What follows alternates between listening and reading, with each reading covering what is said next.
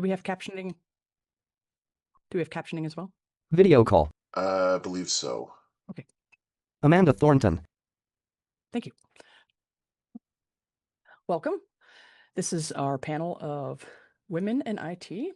A little bit of background for this panel was that I know a lot of amazing women on this campus that have these interesting stories, and I know other women on campus that have the imposter syndrome. They're struggling with that, thinking, "Oh, I don't have the right credentials. I don't have the right background. I don't deserve to be in tech. I haven't done the right things. I haven't checked the right boxes to be an IT person." And that's not something anybody needs to feel. We all belong here. I certainly got that message for the last 30 years as a woman in tech that I probably shouldn't be here, but here I am. I would have loved to hear from this panel when I was early career. If I were 25 looking at this panel, it would have just absolutely blown my mind seeing these wonderful, successful women. And sometimes you see women and you don't understand what they've done to get to the places that they've been, whether they've made a conscious choice to move their careers forward, whether they've changed companies to take a different opportunity, whether they've taken a step back, whether they've done it sideways because they needed to take care of family members, or real life gets in the way.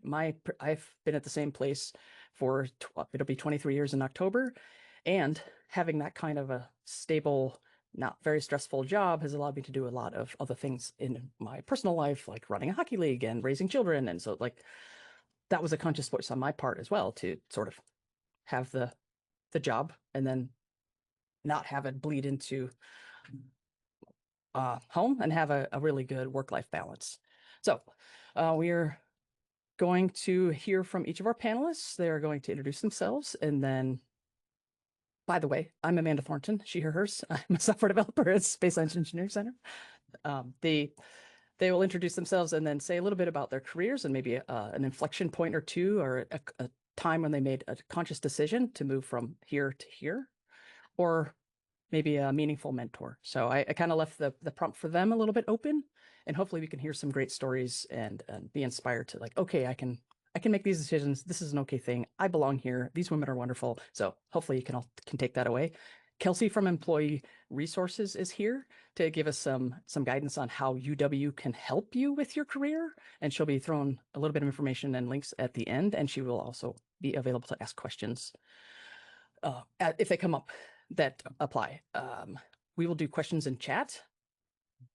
I will try to get to all of them. We may not have a lot of time. We've got about an hour. And the panelists also do not know what order I'm going to call on them. So I am sorry for not providing an order. I am going to put Elizabeth on the spot and have her go first. Take it away, Elizabeth. And I don't know if I can call on the next person, or if you would like to have that privilege, that would be fine too. I can see everybody else just taking a deep breath right now. Laughs. Catch me up, Amanda, on one thing. Is this introductions, and then we're going to do another round with the decision piece? Or is this all in one go? You do your piece. Yes. I'm Elizabeth. Here's my story. Yeah. Here's my story. All right. So as Amanda said, I'm Elizabeth. My name's Elizabeth Simcock, she, her pronouns. I am a Do It Associate Director leading the web platforms and services space. So that includes Knowledge Base, my UW web hosting, Whisk Web, GitLab, UW-Madison profile. Previously, I spent most of my years in the School of Medicine and Public Health, where I started out in a real kitchen sink of a role. I was doing front-end website, back-end application development, content writing, journalism, social media, poster design, scientific data visualization and communication.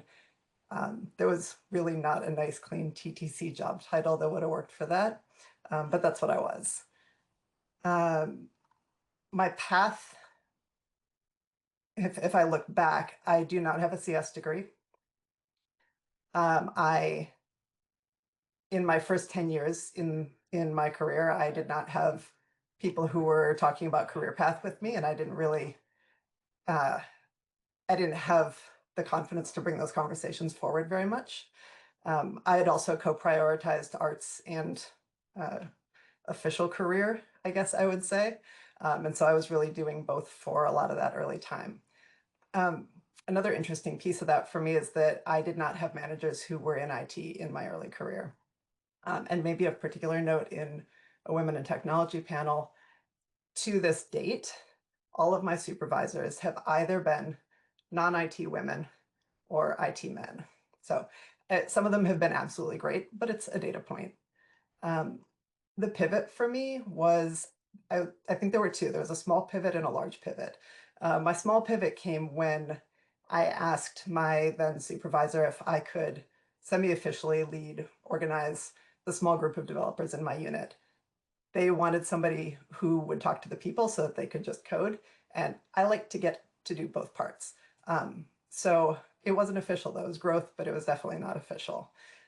My bigger pivot came actually when I decided to join the conference for this committee. And I haven't been part of the organizing for this committee for a while.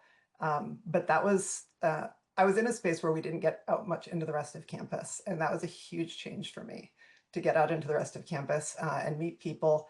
And I found that I could hold my own and lead change with people who were already doing it, which was kind of a surprise to me at the time. And then a number of people that I worked with on the conference nominated me for the More Leadership program. And I learned a couple of things there, but one of the big ones was that all of the things that I was doing, all the things that drove my curiosity and got me excited about work were the things where I could see different angles about how things were put together. It's why I like that early kitchen sink role in a lot of ways. And it's why I made the jump from school of medicine and public health to do it with my most recent move. I've just found that I really like seeing how things work from different perspectives and different angles. So that's my story. Thank you. Do you want to pick the next person or you want me to do it? Salima, you're up. Thanks. Good morning, everyone. So my name is Salima Kareemboy, she, her pronouns. I currently work as an innovation analyst lead with administration, innovation, and planning. So we are working on the Madison readiness side for Workday. Specifically, I'm in the finance side, just trying to get all the pieces together so that we can go live. I would say that my path into IT wasn't traditional at all. I do not come from a comp sci background. I was a business and finance major in college. I worked at Wells Fargo underwriting mortgages. And then I actually decided to get a master's in teaching. And I thought I'm going to teach high school math because I had a minor in math. And life changes happened. And the next thing I know, I was in a higher ed and I was working as an accountant at a divisional level. And IT really felt like a separate world to me at the time. But as I started growing my career and I started working more on cross-functional projects, I became really aware that I was operating actually in that space, even adjacently, because IT was like this thread or bridge that was via the tools that were always making these projects occur that I was a part of.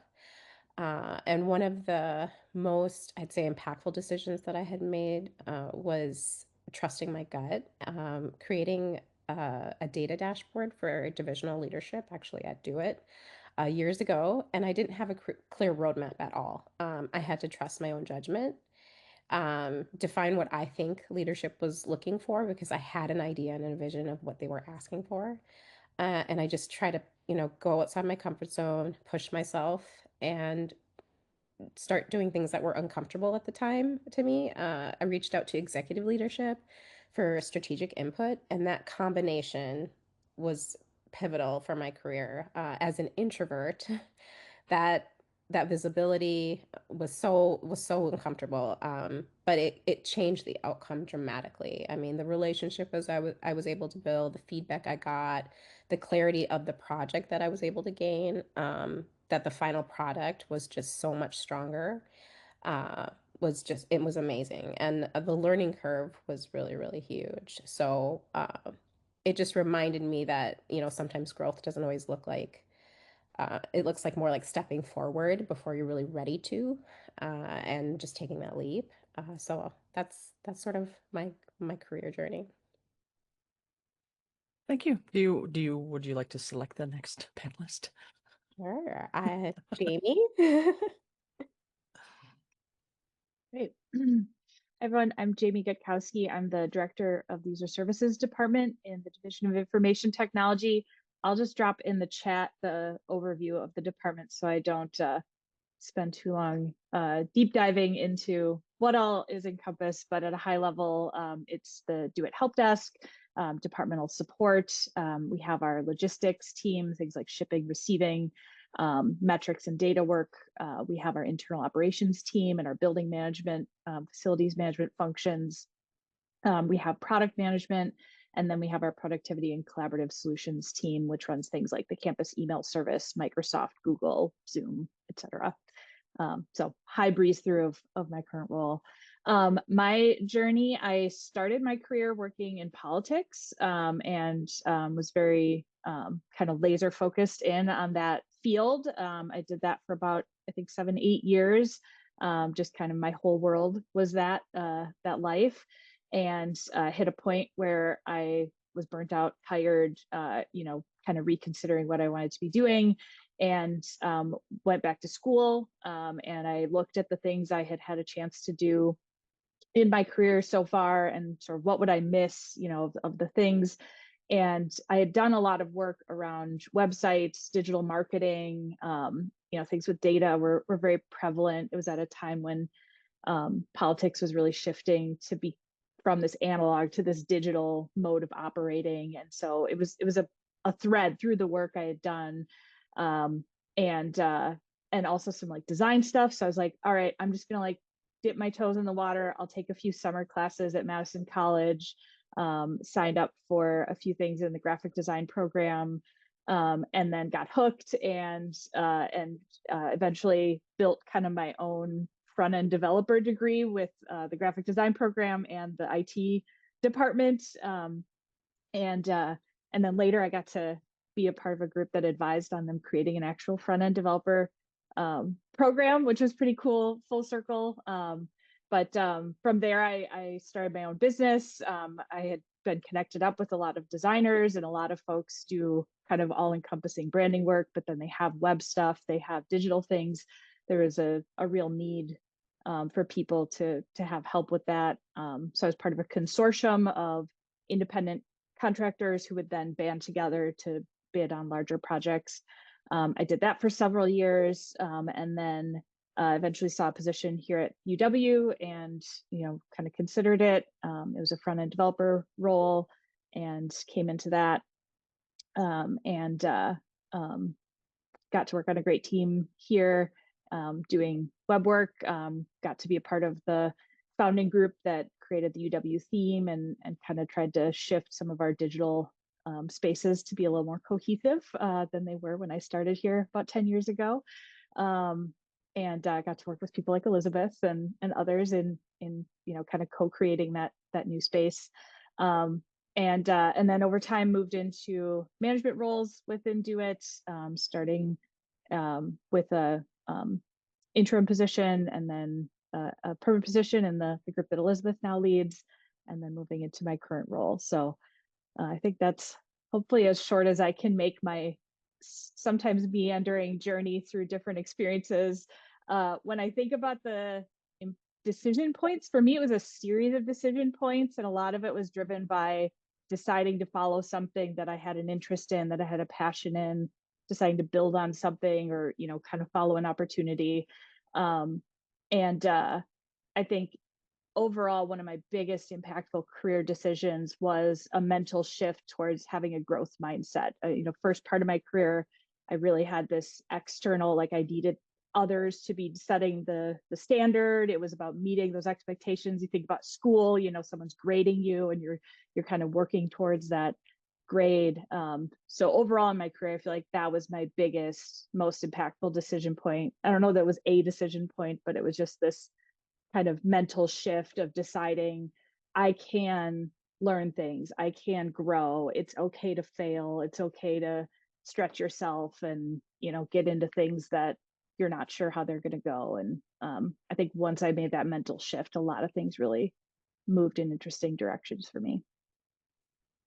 Fantastic. Thank you. It feels so risky sometimes to like take a step forward rather than just Yep. wait for someone to grade you on it and say, okay, you can have this opportunity now that you've gotten your straight A's. So, Yep.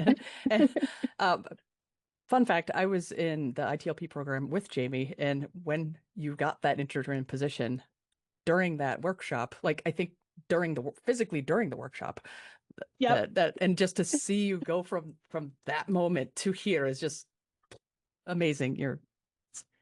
Thank you for being on this panel and talking to us. That leaves Kim, who I can't wait to hear from. Yes. Hi, everyone. I'm Kim Channpraseut, and my role at UW-Madison is as the Director of Student Enterprise Applications. And I work in the Registrar's Office, where I oversee an awesome group of software engineers, business analysts who support our student information systems, integrations for the Registrar's Office. In addition to that, we also oversee governance around the student information system, as well as we do some portfolio management and some planning, work with a lot of different groups within DoIT, as well as within the Division of Enrollment Management. So my career journey is probably more of like a traditional track up until a point, and then I've jumped off just a little bit. But I started as a programmer analyst at a very small liberal arts school right out of college. And I did get a degree in computer information systems. And not really knowing what I was going to do, it just sounded interesting, right? And I worked my way through school, and I worked for a company that would pay for college as long as it was one of the programs that that they had identified as a need within their organization. And so as I got into it, I found that I really liked the business side, but also the kind of the technical and the programming side of it. So I worked at that small liberal arts college for about 6 years, started out in the admissions office, and I automated myself out of a job after about 6 months and was pulled into it. It turned out great, Amanda. They pulled me into, then after that, I was asked if I wanted to join Central IT Services, and I did, because it was, again, I always look for positions that are of interest for me. So it provided me with an opportunity to support the entire institution. And so I supported, our HR systems, finance, student systems, academic systems, foundations. Since it was a small school, we were a very small IT shop. And so it was, at the time, it didn't feel great. But it provided me, looking back, it provided me with a real opportunity to get a broad skill set and broad experience of just like what makes an institution run and what role does IT have. After I was there for about 6 years, there was a brand new community college that was being started in the area area where I worked. And I jumped at the opportunity to go and be the second IT person that was hired. And so that is one of the pivotal experiences for me, was making that leap. It was very scary to walk away from what I had known for so long. But it was a very quick introduction into IT management. I led an implementation of an ERP system, as well as many of the different ancillary systems that are still in use at that school today. Stayed there for about 7 years, and then went to a regional university. And then I was asked to go back to that community college because they had outsourced IT for a period of time. And I was asked to help lead the team in terms of like hiring and onboarding as they brought it all back into IT. And so I stayed there for a number of years as I built that team. And then COVID hit. And I got very burnt out. At that point, I was in a position as an executive director of IT. And so that would probably be more equivalent to like a deputy CIO here, where I led the IT technical response related to COVID for the entire institution. So I had all departments of IT reported up to me, and I was the direct report into the CIO. But I had to do everything from like, how do we move our LMS into the cloud? How do we coordinating activities with the awesome team that worked with me. But how did we, make sure that like software that was used in labs was able to all move remote, as well as all of the other things that you all probably experienced and went through. And why I say I got burnt out is at that time, I had a very demanding job, as you can imagine. And then I also had a first grader, as well as a teenager going into high school. And so when we went into lockdown as a mom, you know, it was kind of like, how do you manage all of that? You know, I have this job where I had very high expectations, an awesome leadership team, I will say, that allowed me to just do the best that I could while I was still trying to somewhat, you know, be a homeschool teacher, which I was horrible at, by the way. And so for me, it became, you know, life got in the way, and that I think is the other pivotal point for me, which is actually what led me to UW-Madison, is that it just got to a point where it was just like my family needed me, and I needed to not have that much stress on me. And so when an opportunity opened up at UW-Madison, I looked at it and I was like, oh, that fits my skill set. No way is that going to be remote. I did forget to mention I live in Boise, Idaho, and still do today. And then as I was looking, that position did allow me to still live where I wanted to live, but also, you know, take on a new role and new challenges. And so I did join UW-Madison, started out in ATP, and then jumped into the registrar's office where I am today. And so that just gives you a little bit about my story. I will share one other thing when I think about like the pivotal points or the decisions that I've made. There have been a couple of others, but I think when I look back, they're really all related to knowing when is the right time to move, and knowing what are the drivers of what is going to be something that's important, not only to the organization, but also what's a driver for me. And as I just mentioned, I shared a little bit, right? My kids and my family are always going to be my top driver. But then it's also the other driver for me is I'm one of those weird ones who loves change. COVID was a little more change than I like, but I'm not scared of making different jumps. I'm not scared of new technologies, new processes, even new leadership, right? I can adapt pretty well. And so, you know, I would share that with you just as that's something that's also been a driver for me. So I'll turn it back to Amanda. Thank you. Thank you. The wonderful panelists.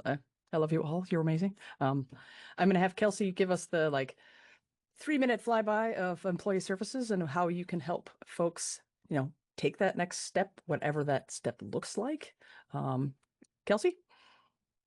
Yeah, so thank you, Amanda. So my name is Kelsey Harrington, and I am one of 4 career counselors within the Employee Career Counseling Program here at UW-Madison. So as all the panelists have mentioned today, everybody has a lot of different background when it comes to their career and how they got started and where they got to where they are today, whether that's like, yeah, I actually planned on going down this route, or I kind of just fell into it, that kind of thing, or, you know, I want to change career plans and how do I get there, that kind of thing. And that's where the Employee Career Counseling Program can really come into play. It's a place for you as employees to be able to come and chat with a counselor and say, like, here's where I am in my career, this is where I want to go, or talk about the situations that are leading you to career change or job search, or just talking about like, I'm not happy in my job. How do I make this better? So for those of you that aren't really familiar with the Employee Career Counseling Program here at UW-Madison, it is a benefit to UW employees. It's a free service. So just like getting in contact with like Employee Assistance Office or HR departments, anyone like that, Life Matters, it's a free benefit to you to use. It's one-on-one confidential appointments with a licensed mental health counselor. We are all licensed mental health counselors. We just tend to focus more on the career side of things. But with that being said, our sessions really are done more through a holistic lens. So as like Kim was saying, I'm thinking about my career in perspective of thinking about my family and needing to take that on and all that comes with it. Yeah, we know that definitely our personal lives impact our career. Let's talk about that. Let's have a conversation, and it's someone to bounce ideas off of and to also put different things into perspective for you as well. So it's not just like oh, you want to come talk to a career counselor? Let's talk job search.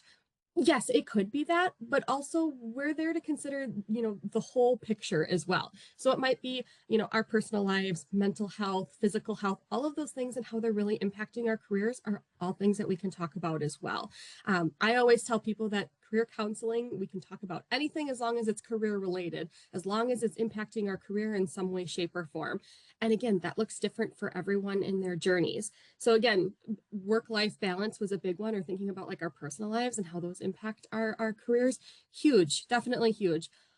Something else that was brought up today was like thinking about non-traditional paths into our career. So maybe you didn't go to college or have the degree that might be needed for an IT track, or you're thinking about a career change and your degree doesn't necessarily fit that. That's okay. Let's talk about what types of skills and experiences you do have and how that can translate into another position that you do have interest in. Or it might be thinking about, okay, what other professional development opportunities are out there that could be beneficial to you moving forward? Here, let me give you some resources for what UW offers. Or, hey, I know of this other resource. Maybe it's outside of UW, but here's other things you could potentially do. So it's having the opportunity to come to us too, to talk about these other things that you might have interest in and getting resources as well to help you take those actionable steps. And that's really what we do during our sessions together, is talk about action steps that you can take to get to where you want to be.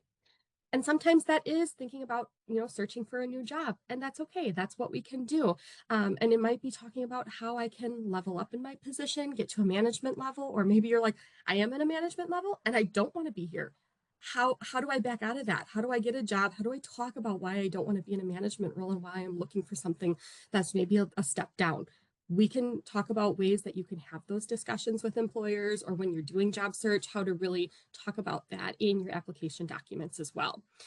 So those are just some of the things that we can talk about that some of our panelists have highlighted today. But we also work with individuals too that are coming to us and going, I want to do a career change. I don't know what I want to do though. Can you help me figure that out? Because it happens pretty often that we get, the start of our career and we start doing something, or even get mid-career, or I've even met with people that were towards the end of our career and it's like, I don't want to do this for the next 5 years until I retire. What else can I do? Can you help me figure that out? Yes, 100%. And things that we do during this time is look at like our interests, our skills, our different values, our work values and our personal values, and how that could correlate to what we want to do moving forward. And we do a lot of things to figure that out, such as like different assessments and activities that we talk through together. So career counseling is all in what you want to put into it. There's no like obligation or anything. Some people come and meet with us one time, get the information they feel like is helpful and necessary, and they'll reach out as needed. And other people we meet with on a more regular basis until they decide they're in a good place or know what action steps they want to take. So I am going to stick here in chat here information for if you do want to schedule an appointment with one of our counselors, myself being included. I have our email address. You can email our general email line to get something scheduled, or give us a call. I'm also going to pop into chat our website as well. So our website is a great resource tool. So I a lot of times will point people in the direction of our website because it's a self-service tool that we have available for all employees. Whether you're thinking about doing career counseling or not, I encourage you to go check it out because it has a lot of helpful information on there. Two of the things that I really suggest looking into are our career planning process, or our DIY career planning steps. Whoops, and then I messed it. I can copy and paste it, you guys, it's fine. So this is kind of, we'll walk you through like, where are you currently at in your career process, and where do you maybe want to get to? This can also help you identify some steps that you can take, and there's helpful resources on there, like I said, different assessments and activities to help you kind of answer some of those questions that you might have. But also it might lead you to say, maybe I really do want to talk to somebody about this after doing these activities, and you can 100% then make an appointment with one of our counselors to have more conversation about, your thoughts and what you want to do moving forward. I'm also sticking into chat our career toolkit, which has just a lot of great tips and tricks, resumes, interviewing, networking, all of those things too, which are huge for building our career as well. So I definitely urge you to go check out some of those things and our website in general. And like I said, career counseling is for anyone on campus that is a UW employee, and it's a free service to you. So even if you just want to know more about it, you're more than welcome to reach out to us, reach out to me personally. I'm happy to answer any questions. But it's a great resource that is unique to UW-Madison. Not a lot of places have this, and it's a great benefit just to think about your career and what you want to do moving forward and how we can help you in that process. And it's confidential, so there's no worries about it getting back to coworkers, colleagues, supervisors, anybody like that. We're happy to have those conversations in confidence. Thank you, Kelsey. I'm sure folks will have questions for you and get you over there. And that's free? Yes, it's free as a benefit to you as an employee. Great. Thank you. Now as I get to ask some questions of the panelists, and then we'll have some of your questions to the panelists. I really want to start with, so for folks on the panel that have had sort of not IT jobs? No, each of you, it sounds like each of you had some experience with a not IT job. What specific skills did you bring in to IT that maybe somebody might not think of that might be part of IT? And well, hopefully we can have everyone answer, and we'll go in the order that we introduce ourselves. So Elizabeth, what non-traditional IT skills did you find and bring in and found useful? This is a fun one for me because I did not realize it until way after it had kind of become something that I was just already using as part of my job. I didn't make the connection back. So I mentioned earlier that that I was kind of prioritizing career and arts things. And on the arts side of things, I spent 15 years also working, also starting a family, but maybe not entirely clear in my own head in terms of being able to sleep. But I was also a performing musician. And so I spent a lot of time on stage, and we were singing songs in languages that the people who were listening probably didn't understand, which meant we had to tell the stories of the songs ahead of time to bring them into what was going on, to help them come along for this journey that we were going to take them on through this song. And when you do that a lot, you kind of get into patterns and rhythms, whether you start telling the same stories over and over again to different audiences all the time, and you have to still make it real for them because it's their first time hearing it. And it took me probably until 5 or 6 years ago to realize that that is a critical skill that I get to use every day in my job here. Is that like telling people why they care about the thing that you're telling them about. Because we're all busy. We all have major projects going on all the time. We have to bring things to multiple audiences and tell an individual, a small group, a big group, whatever it is, why this thing matters to them. And it's something I use here every day, and I did not see that coming. I did not spend my time on stage thinking, man, this is going to be great when I'm in IT later in life. Amazing, amazing. As someone that did not have that coming into IT and struggled in a lot of early meetings. Amazing. Okay. Selena. That's a great story, Elizabeth. So similarly, I've noticed that, time is never wasted. Like when you think you're on a project and you're like, I don't know what this is going to help me with, there will be something in the future that you will see the line of why it was valuable and you'll learn something from it. So for me, doing dashboards and recognizing different types of learners and their styles of learning.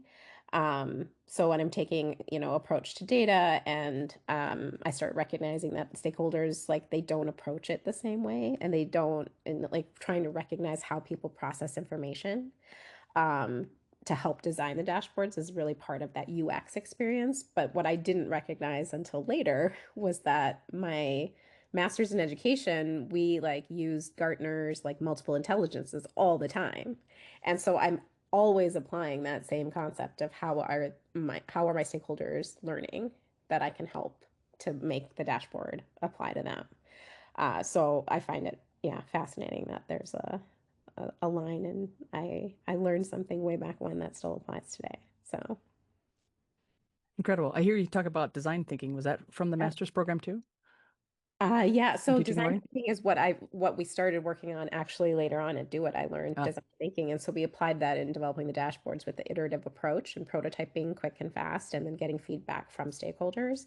And so that was sort of the process of what I'm doing now is with using design thinking as I'm using Gartner's and multiple intelligences every day. So yeah, there you go. Always learn something. Yeah. Amazing. And that was me knowing a little bit about Selena that the audience may not know. So I muted myself too early. Jamie. I was pretty sure I remembered I was next. There's a million things I feel like I could identify because I think anything you do, you pick up skills that you can just apply anywhere. And but when I thought about this question, a few things come to mind. Organizing and like people, things, plans, strategies. That was a big hallmark of my early career, including, making a direct ask of people to do something specific. There's a real power in that. It's something that we don't realize that we don't actually do very often or very well. And so just the fact of saying, I need you to help do this thing will often get people to do things. And so that's a big game changer, I think, in thinking about like leading by influence and, motivating people to do things. And in our university setting, those are so key. It's, we very rarely have a mandate. Even when we do, we've got to have, relationships and influence and buy-in to move it forward. And so just a very clear ask was one big takeaway for me. Learning about other people, especially kind of digging deeper, kind of like Kim had said, I've also found myself in that sort of like leading change, starting change, managing through change. And I think inside IT, out of IT, I've really learned that it's like important to dig deeper into what's really going on through that process with people, something that feels like resistance. If you approach it with curiosity and empathy, you'll often find there's something else at play there that can actually be, kind of addressed in tandem. It doesn't have to be a, us versus them, me versus you. It's, how do we all work together? How do we find the win-win? Setting and managing expectations was kind of a practiced skill over the span of my career. And then when I was running my own business, that process of sort of earning new business and clients, of maintaining those relationships, of, the expectation management, managing high volume times, and, keeping everyone kind of satisfied with the services they're receiving, while also keeping a handle on my own, capacity. Those have all really translated over into the IT career as well. I love this casually. When I was running my own business, it's fine. Like it wasn't incredibly amazing for you to do. So anyway, Kim. Yeah, I think for me, probably knowing when to speak up, throughout my career. And even when I was in college, as I mentioned, I took the traditional route. I was one of two women in most of my IT classes. And for most of my career, I was the only woman and the youngest most of the time, not so much now as I get older, but I was also like the only female and the youngest individual on senior IT leadership roles. And so I don't know if I should thank or blame my two older brothers, but they should get some sort of credit in terms of like, I think how I'm not afraid to like stand up for what I think is right, or if I see something, that is challenging my personal values, or something that is maybe on the lines of being unethical. I think, I let my personal values drive a lot of how I lead. And I think knowing when to speak up and maybe when to step back too, right? Check myself. I think those have been the two biggest ones for me. Incredible. All right, I have another question, and I ask these questions because I want to hear the answer. So hopefully you want to hear the answer too. My second question is, what do you love about your current job on campus? If you don't love your current job on campus, you can use a different job. We won't even know. So Elizabeth? I do love my current job on campus. And what do I love most about it? I really love the people I get to work with. And I realize that is an answer that people give all the time when they're in jobs that they are happy in. But I think the opposite of that also tends to be really true. Like if you're working with people that are making your life miserable, or where you just clash and can't figure out how to get past it, then you probably don't like your job either. So, maybe it's a given that if I like my job, I also like the people I work with. But I feel like this is sort of something I just realized as I was talking here in the earlier part, when I was talking about either having had women who were not in IT as managers, or men who were in IT as managers, and again, some of them absolutely great supervisors. It's weird for me to think that now I get to be what I wasn't, what I didn't have. And I think I hadn't quite pieced that together until I was talking through it. So dang it, Amanda, you're going to make me cry by asking questions. But it does matter. And I think, just getting, in terms of what I love here, just getting to see things from that different space. Like I said, I was an SMPH for a long time. And I loved getting to see how the med school worked. And I spent a long time there, especially once I squished myself out of the box of not being involved with the rest of campus very much. I spent a bunch of time trying to sort of demystify School of Medicine and public health for the rest of campus. And now I sort of feel like I get to do that in some ways for Do It, because every group has its own, like other chunks of campus will have opinions or things they think are true about something that may or may not be, or things they assume they can't ask that they can. And so just continuing to try and open up those doors and conversations for people I really love. Thank you. And yes, I wouldn't stay at the same place for almost 23 years now if it didn't work with absolutely wonderful people. So, Salima. Well, not to sound like a broken record, but yes, it is the intersection for me of people, data, and being able to use strategy, which I enjoy a lot. I think it's for me, it's being able to see connections and gaps where sometimes others don't, and putting data to it to be able to answer the question. But the people are, it's a really important piece of the puzzle, in my opinion, too. So yeah, I would say people. Wonderful.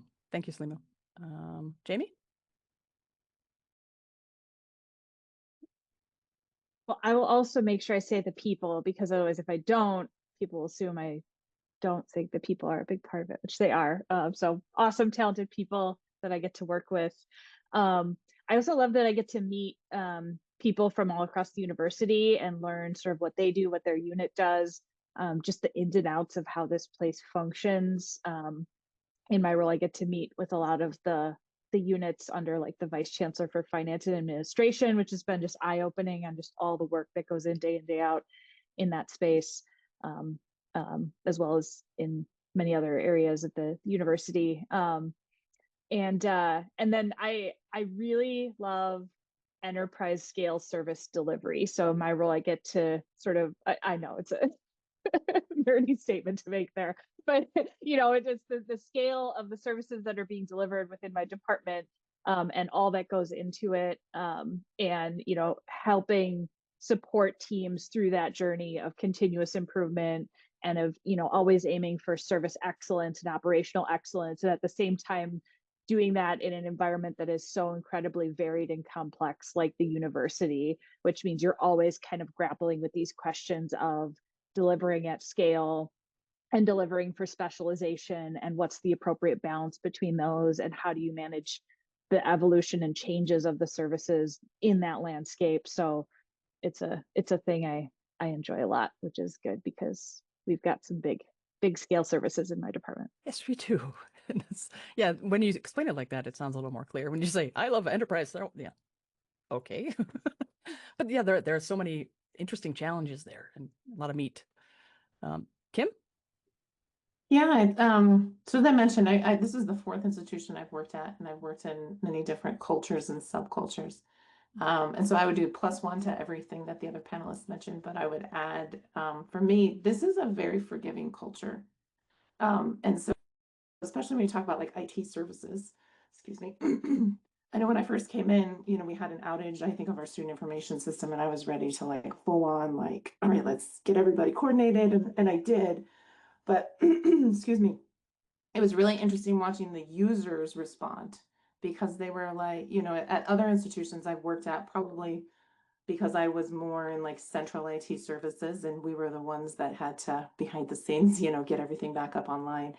It was like all hands on deck. So there was a lot more coordination and some not so nice different leaders at other institutions too, right? Where I think there's still that urgency here, but I would say I would just describe it as like there's more forgiveness and grace, I think, in terms of like things happen, and we want to make sure that we understand what happened, we identify the root cause, but then we move on, right? And so that's a very unique thing I've found, that's very unique for working at this institution. So Thank you, Kim.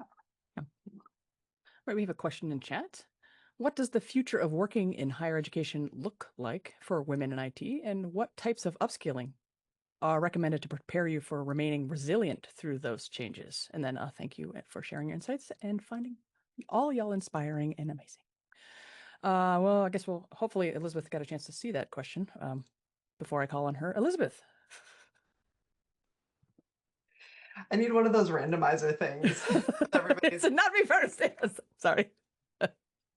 I had read it, but I hadn't really processed to sort of find my way to a brilliant answer on it, I guarantee.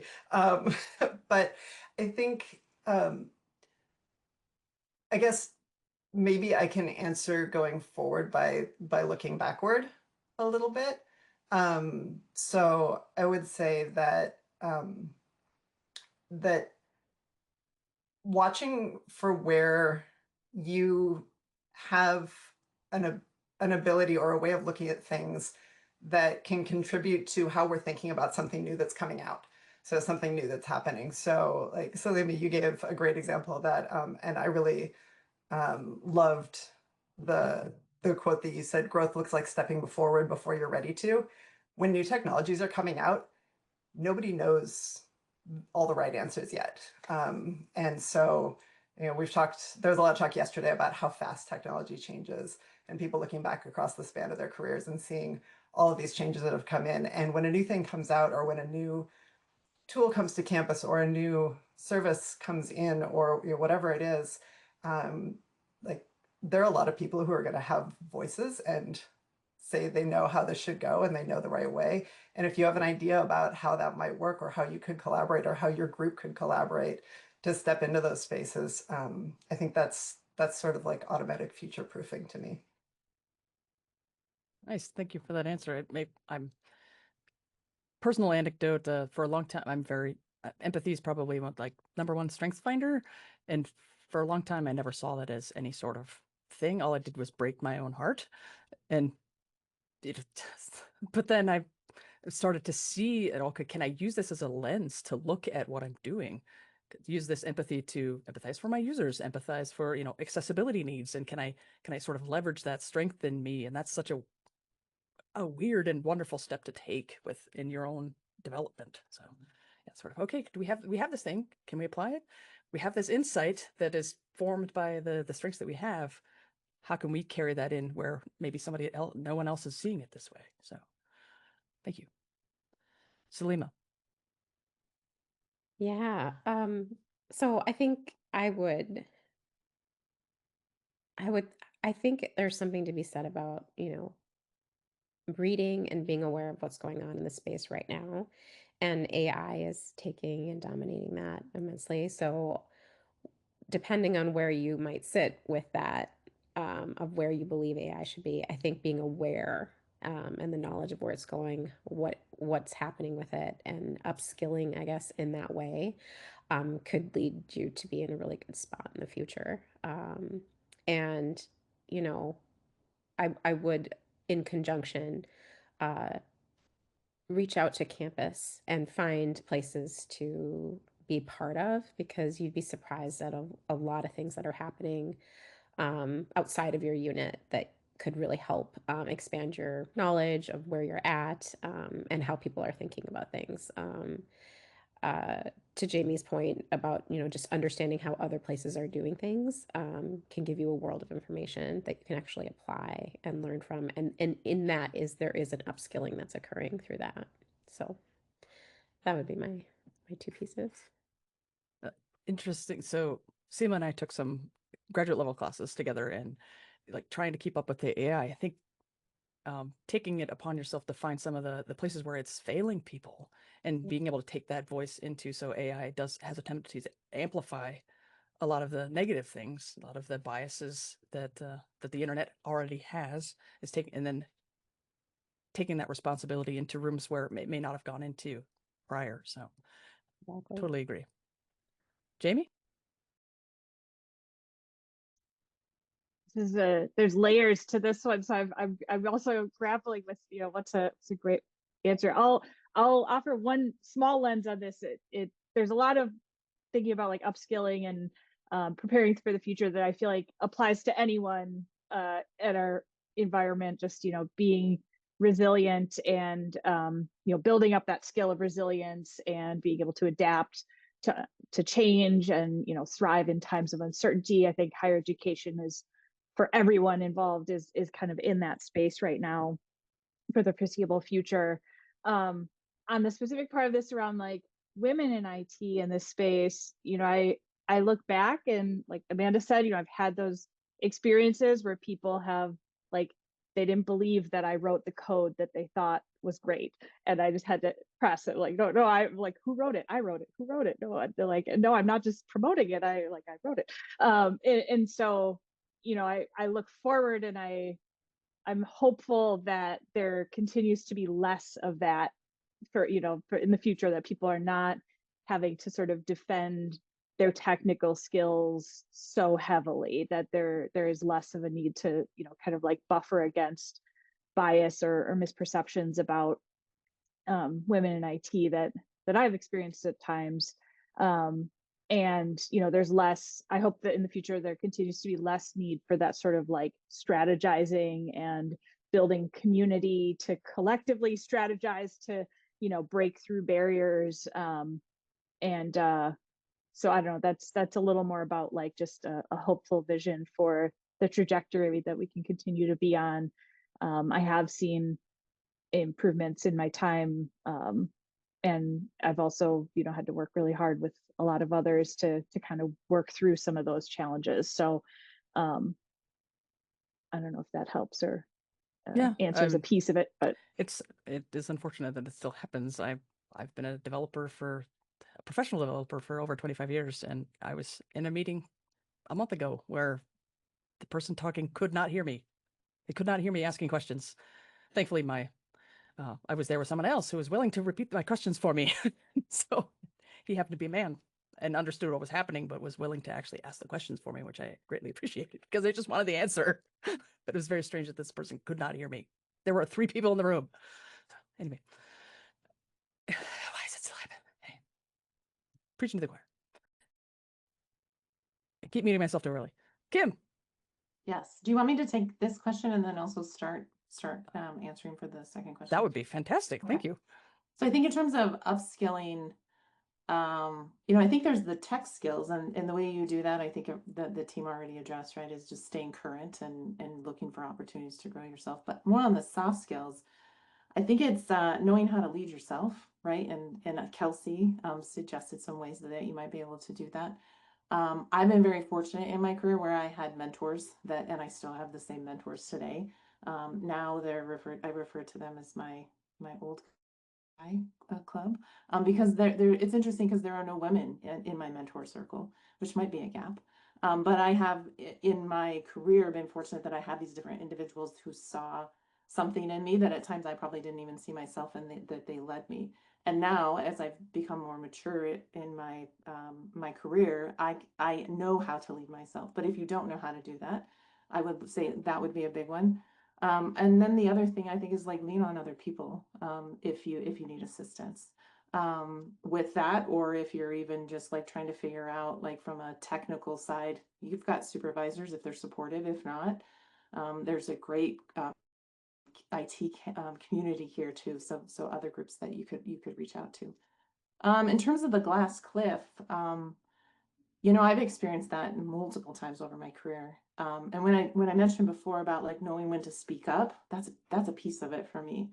I took me a while, even when I first moved into management, to know when to speak up and when not to feel comfortable speaking up, and especially in certain groups or certain different levels of leadership that I was engaging with. I got to a place where I wouldn't take notes when I was on campus. I wouldn't take my laptop, and I wouldn't take a pen and pencil because I didn't want to be put in a position where I was asked to take notes.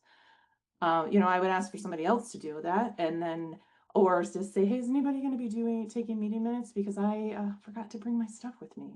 So I hope somebody else does, right? So that's one way. I think the other thing is, as you move into leadership positions, I think it's really important to know when to push back, right? I've been in situations where, things have been said that I sometimes will sit and choose whether I want to engage in a conversation, whether the time is right. And usually for me, it was as a manager or leader, if I had other women in the room, and there was some sort of a derogatory question, I would jump really quick because I didn't want them to ever feel like they weren't supported. If it was more of something where it was just said to me, I would maybe try to make a joke and then see how that landed. And then if it continued, if that was enough to like get somebody to stop, I would just let it die. If it wasn't and it became a repeated pattern, I would maybe pull somebody aside and say, hey, that's not cool. What are you doing here? But that takes time. Like I recognize too by saying that takes a lot of different life experiences to be able to feel comfortable to do that. But that just gives us a couple of ideas to think about. I'd also say I don't drink coffee, right? Sorry, I don't even know how to make coffee because I don't drink it. You know, those that's but like I said, every person has to find their own way to their own comfort level to push back on that stuff. And then you were able to address the next question about avoiding the glass cliff? Yeah, could you talk to me? Let's see, the glass cliff, could you expand on that just a little bit? It means doing less technical work and being pushed out of individual contributor roles. I mean, if that's what you mean by a glass cliff, for me, I don't necessarily think that's necessarily a bad thing, right? I think it depends on where you want to go with your career. So if you're wanting to move into an IT management role, letting go of being the individuals that develop code or the individuals that are, you know, doing DBA work or application administration, you're going to have to let go of that when you move into management because otherwise you're going to burn yourself out. But I think if it's, you know, certain individuals are trying to push you out and you want to stay in that technical role, I think it's just continuing to advocate for yourself. And, you know, if you're not in a position where you have leaders that are willing to embrace that, then I would say maybe time to look for something else. Does that answer the question, Amanda? It's Lindsay's question, so I'm not. Oh, Lindsay, I'm I sorry. have to hear from Lindsay. Do any of the other panelists want to take this question? We're down to about 4 minutes left, so. I can add a few thoughts. You know, I definitely, I resisted moving back into management in the IT career at first for a little bit because I had done management leadership in politics, and then, you know, I was in that sort of individual contributor role and really loved that. And so when the opportunities started arising to move into management leadership again, it took me a little while to sort of be like, do I really want to, you know, get back into that world? What do I want to do? So I can definitely appreciate that internal grappling with like, what do I personally want to be doing most? I think like Kim said, it's, you know, keeping it as like, I think it helps to keep that as just like your own personal career choice of like, what do I want to be doing? And then on the question of like, okay, if I'm an individual contributor and I move into management now, you know, are there no more women doing individual contributor work on my team? You know, to me, that points to then just the broader question of inclusion and, you know, do we have the environment that is welcoming of, you know, are there deeper issues we need to be addressing in a specific situation? I will say, as I've moved into formal management positions here at the university, I have found opportunities to like kind of like Elizabeth said, like be that supervisor that, you know, maybe I didn't I've had wonderful supervisors, but you know, I also had not thought about, none of them were women in the IT space. And so